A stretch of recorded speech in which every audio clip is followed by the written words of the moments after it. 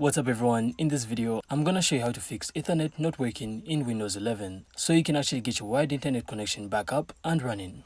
So first, simply check the basics. So make sure the Ethernet cable is firmly plugged into both your PC and router, and also try a different cable or port if possible. Next, you can also run the network troubleshooter. So simply go to settings, then network troubleshooter.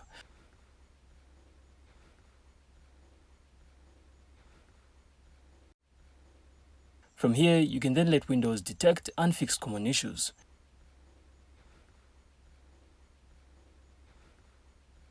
So if that doesn't help, you can also try resetting your network settings by simply heading to the settings, then network and internet, then advanced network settings, then network reset. And then you can also restart your PC. And finally, you can also try updating or reinstalling your Ethernet driver. So to do this, simply press Windows plus X at the same time, then go to Device Manager, then Network Adapters.